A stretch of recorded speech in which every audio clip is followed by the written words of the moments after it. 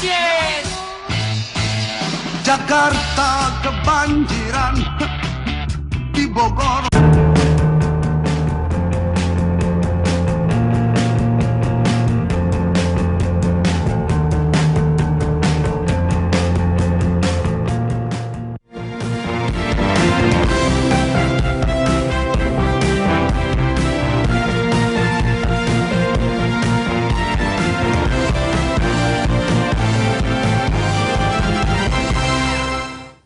Halo, selamat sore pemirsa. Jumpa lagi di Indonesia Menentukan. Selama 30 menit ke depan kami akan hadirkan sejumlah informasi yang patut Anda ketahui terkait Pilkada serentak tanggal 9 Desember 2015, termasuk bagaimana dinamika politik yang terjadi di sejumlah daerah.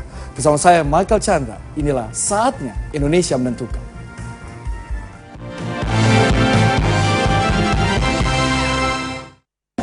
Tiba saatnya kita untuk memilih. Bilik suara, coblos yang kau pilih. Mari rayakan pesta demokrasi. Tentukan pilihanmu untuk bangsa Indonesia. Berikan suaramu demi masa depan kita. Langsung umum, bebas, rahasia, jujur dan adil. Ayo memilih untuk Indonesia. Ayo memilih untuk Indonesia. Indonesia. Pemirsa, kehadiran calon perempuan ternyata tidak menjamin akan dipilih oleh para pemilih perempuan. Namun siapa yang bisa menampik kecantikan dan keluasan akan mengundang simpati, bahkan pilihan politik. Beberapa kepala daerah perempuan terbukti memimpin dengan baik dan bahkan tidak tersaingi dalam proses pemilihan kembali dalam Pilkada 9 Desember nanti. Tengok saja, Tri Risma hari ini wali kota Surabaya yang melenggang memimpin Surabaya dan sempat tidak ada lawan kalau hendak maju mencalonkan lagi. Ada Airin Rahmidiani, wali kota Tangerang Selatan, Banten, yang juga cukup disegani dan masih berpeluang besar untuk memimpin Tangerang Selatan 5 tahun ke depan. Alhasil, untuk menyaingi para Sri Kandi pemimpin daerah ini, kompetitor memilih calon pemimpin perempuan juga sebagai kandidatnya. Kubu lawan Risma menghadirkan Lucy Kurniasari, mantan Ning Surabaya, untuk mendampingi calon wali kota Rasio menghadapi Risma. Di Tangerang Selatan untuk menghadapi Airin, dimajukan Lee Claudia Chandra mendampingi Ihsan Mojo dan Elvier Aridiani Sudarto Putri mendampingi calon wali kota Arsin. Logikanya, keluasan dan kecantikan dilawan dengan kemolekan dan kesupelan. Dan calon perempuan diharap bisa menarik simpati pemilih perempuan juga. Namun teori ini ternyata terbantah oleh KPU Purbalingga, Jawa Tengah. Hasil riset KPU Purbalingga menunjukkan pemilih perempuan lebih mengutamakan visi dan misi kontestan, sementara figur perempuan sebagai calon tidak terlalu berpengaruh.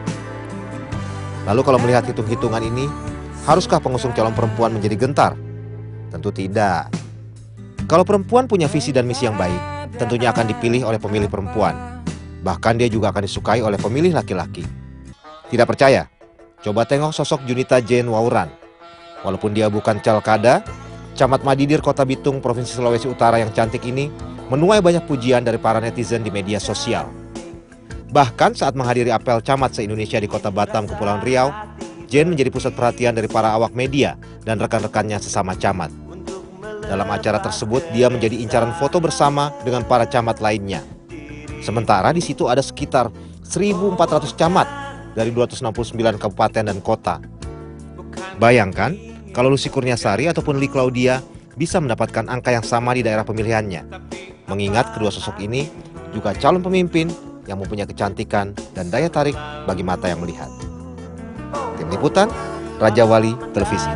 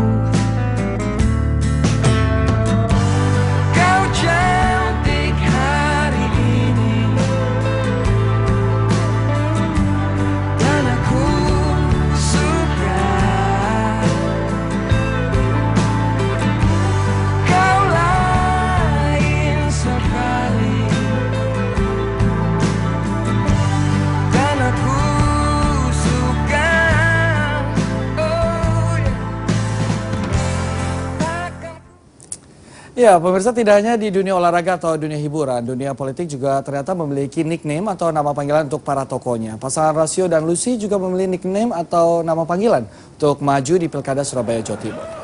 Sejak ditetapkan resmi sebagai penantang Tri Risma hari ini, calon wali kota Surabaya Rasio meminta dipanggil Pak Le Rasio.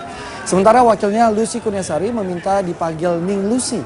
Sebutan Pak Le dalam bahasa Jawa berarti paman atau adik dari bapak. Rasio mengaku memilih sebutan Pak Le karena kalau menggunakan Pak D sudah didahului oleh Pak Dekarwo, sebutan untuk Gubernur Jawa Timur Soekarwo. Sementara panggilan Ning untuk Lucy dalam bahasa Jawa berarti kakak perempuan. Panggilan Ning menurut Sekretaris Tim Pemenangan Rasio Lucy untuk membangun pencitraan figur Lucy Kurniasari yang masih terbilang muda dan cantik. Apalagi Lucy memang pernah memenangkan ajang Ning Surabaya di tahun 1986.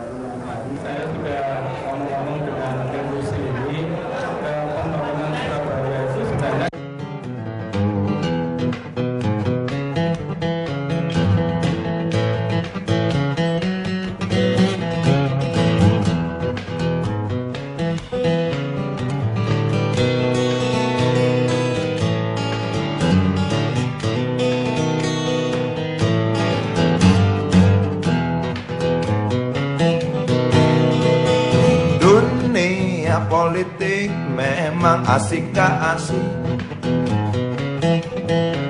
kadang asik kadang enggak, di situ yang asik katanya. Seperti orang main catur, kalau nggak ngatur nggak asik. Pion bingung nggak bisa mundur, pion nggak mungkin kabur. Menteri luncur kuda dan benteng, galaknya melebihi raja. Raja tenang gerak selangkah sambil menyematkan hadiah. Rakyat nonton jadi supporter, kasih semangat jagoannya. Walau tahu jagoan yang ibol, walau tahu dapur gak ngebul. Dunia politik, dunia bintang, dunia hura-hura para binatang berjoget dengan... Ya, pemirsa, sejuta masalah menunggu kehadiran calon pemimpin Jakarta. Siapakah orang-orang berani yang dibutuhkan oleh Jakarta ini? Informasinya sesaat lagi. Tetaplah di Indonesia Menentukan.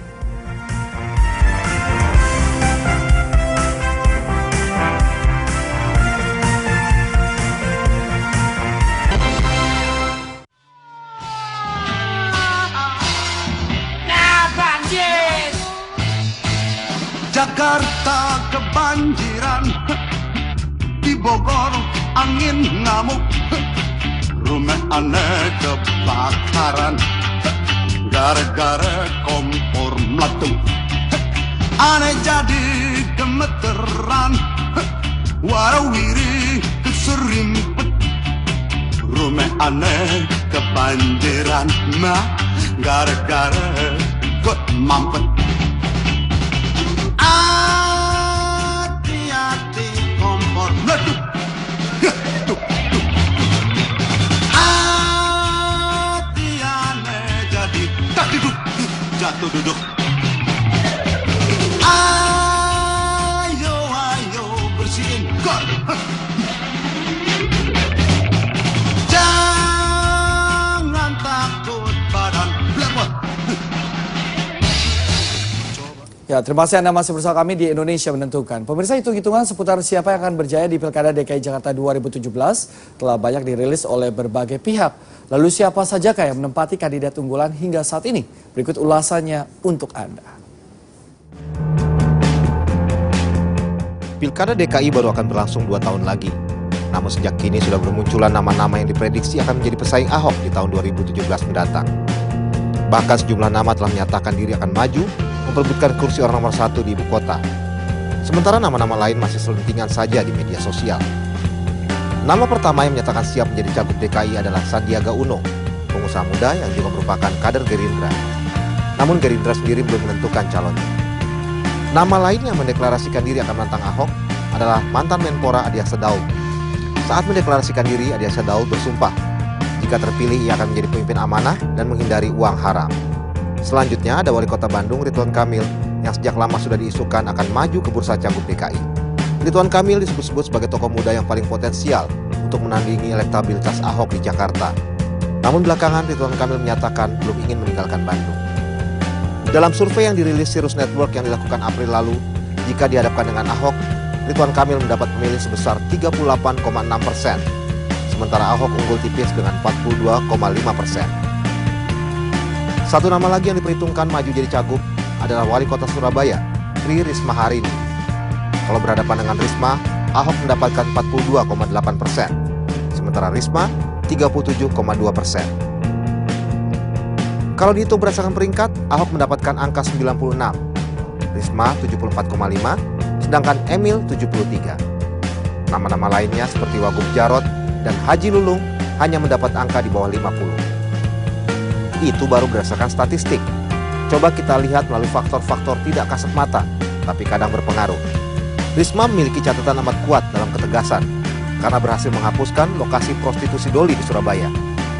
Namun ingat, untuk DKI Jakarta, Risma mungkin harus berhati-hati menghadapi resistensi dari pengusaha sejenis doli yang banyak tersebar di pelosok Jakarta.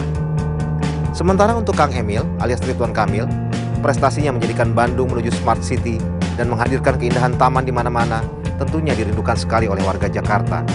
Namun faktor Kang Emil yang Viking sejati alias bobotoh Persib tentunya akan mendapat reaksi dari Jakmania alias fans Persija. Secara keduanya kan musuh bebuyutan. Nah loh, kalau sudah begini, tinggal kita lihat angka statistik atau faktor X yang lebih menentukan. Tim Liputan, Raja Wali TV.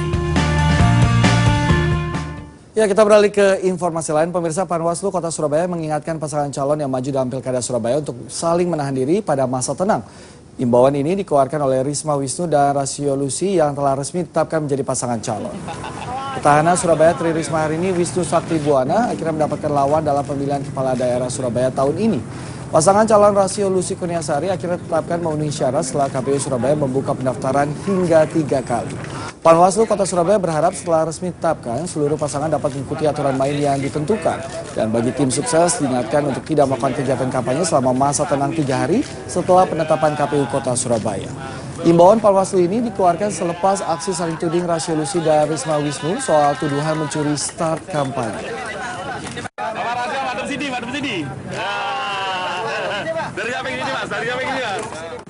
Sementara itu, pemirsa, calon Bupati Trenggalek yang juga petahana dilaporkan ke Panitia Pengawas Pemilu Trenggalek, Jawa Timur karena diduga melakukan kampanye terselubung di tempat ibadah. Selain itu, Wakil Bupati aktif ini juga dilaporkan melakukan kampanye di luar jadwal.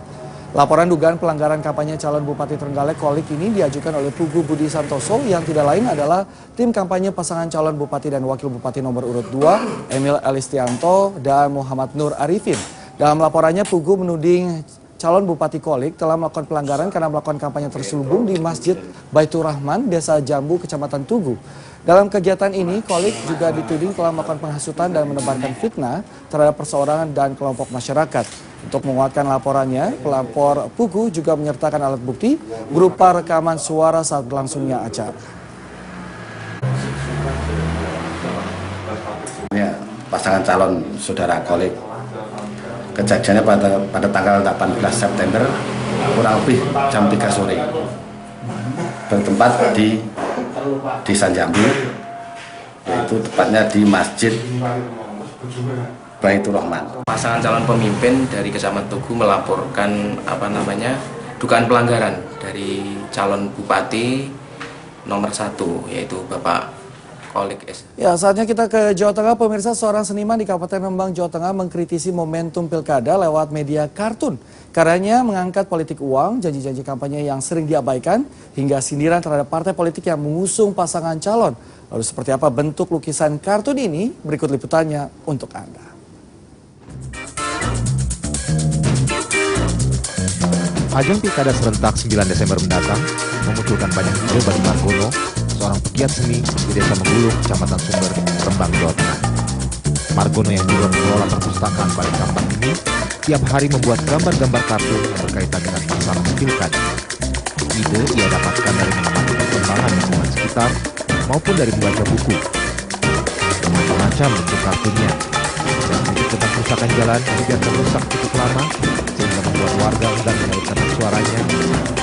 Politik uang yang rawan untuk korupsi, calon merupakan janji kampanye setelah terpilih, dan warga yang hanya dimanfaatkan mayoritas politik sesaat. Margono sengaja memilih media kartun karena menurutnya fleksibel dan mudah mengenai sasaran untuk menyampaikan pesan moral.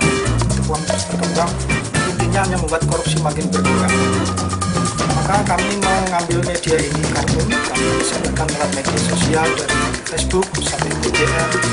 Intinya kita ingin yang kehidupan lebih baik tanpa ada politik uang yang maju, dinamis dan lebih berguna. Setelah rampung, hasil karya kartunnya dipajang di perpustakaan miliknya. Selain itu karya juga disebar melalui media sosial. Ternyata respon publik cukup bagus. Kebanyakan mereka memberikan tanggapan positif. Pria berusia 44 tahun ini berencana memperbanyak pembuatan gambar kartun bertema pilkada, terutama saat mendekati jadwal pencoblosan. Margono ingin melawan ancaman praktek politik uang yang diperkirakan bakal marak. Menurutnya, semangat pilkada bersih harus tetap disuarakan agar menghasilkan pimpinan berkualitas. Dari Rembang, Jawa Tengah, Nugroho Chandro, Raja Wali, TV. Pemirsa, pendukung pasangan calon wali kota Denpasar membuat video klip dukungannya. Informasinya saat lagi, tetaplah di Indonesia Menentukan.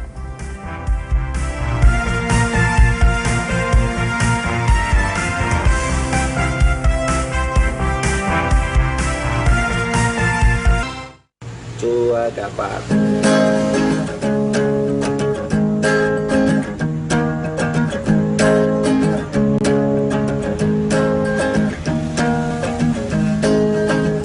Kami minta Anda semua jangan bosan. kami hadir di sini, Hadir untuk mengingatkan.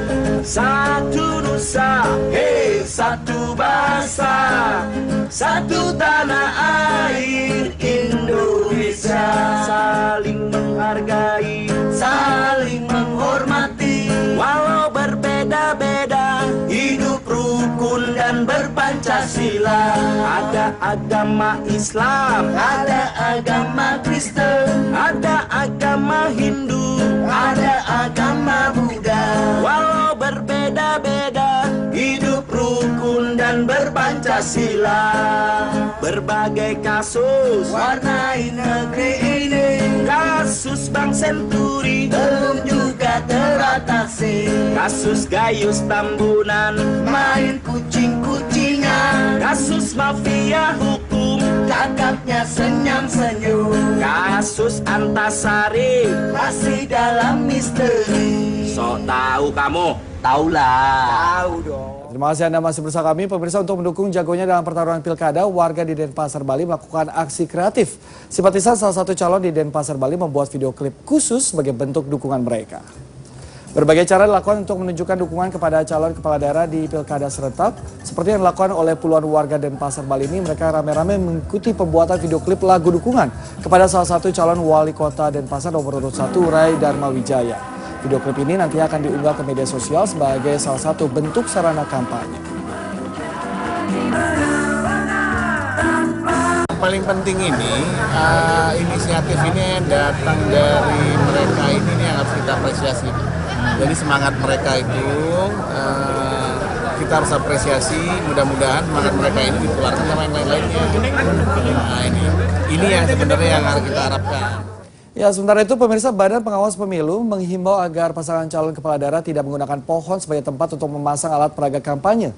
Bagi pasangan calon yang kedapatan menggunakan pohon akan dikenakan sanksi administratif. Menurut Komisioner Bawaslu Nasrullah, seharusnya tidak hanya Bawaslu yang mengingatkan, pemerintah daerah setempat juga diharapkan menjalankan peraturan daerah dan undang-undang tentang lingkungan hidup tanpa peduli siapapun kandidatnya. Untuk itu, Bawaslu mengajak semua kontestan, tim kampanye, dan pengawas pemilu di daerah agar bersama-sama menjaga kelestarian lingkungan hidup. Terlebih lagi, sesuai peraturan KPU nomor 7 tahun 2015, seluruh alat peraga kampanye calon kepala daerah hanya disediakan oleh KPU.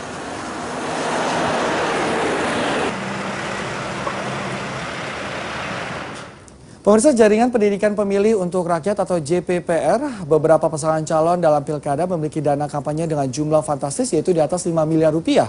Di tengah kondisi perekonomian Indonesia yang tengah lesu ini, bayangkan saja apabila dana ini dipergunakan hanya untuk kepentingan rakyat. mengingatkan masukan mewakili Panwas selaku pasangan calon bupati dan wakil bupati Indramayu, Jawa Barat, Ana Sopanah dan Supendi, atau pasangan Andi, tercatat oleh Jaringan Pendidikan Pemilih untuk Rakyat, JPPR, menjadi pasangan yang memiliki dana kampanye terbesar se-Indonesia, sebesar 7,9 miliar rupiah. Ketua Tim Sukses pasangan Andi, Taufik Hidayat, mengaku dana yang dicanangkan tidak hanya bersumber dari pasangan calon, melainkan dari sejumlah relawan, baik partai politik maupun perorangan yang bentuknya tidak mengikat. Anggaran yang digelontorkan pun menurut Taufik masih di bawah angka maksimal dari Peraturan KPU nomor 8 tahun 2015 tentang dana kampanye.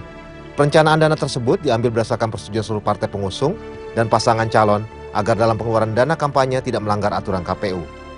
Untuk dana awal kampanye, menurut Taufik, pihaknya hanya menggelontorkan sebesar 1,2 miliar rupiah. Jadi gini, itu kan dana kampanye perkiraan, ya 7 sekian miliar itu perkiraan sampai dengan berakhirnya pelaksanaan. Adapun dana awal, dana kampanye itu saya cuma 1 miliar 200.000 rupiah. Hal serupa juga disampaikan salah satu ketua partai pengusung pasangan Andi dari Partai Gerindra.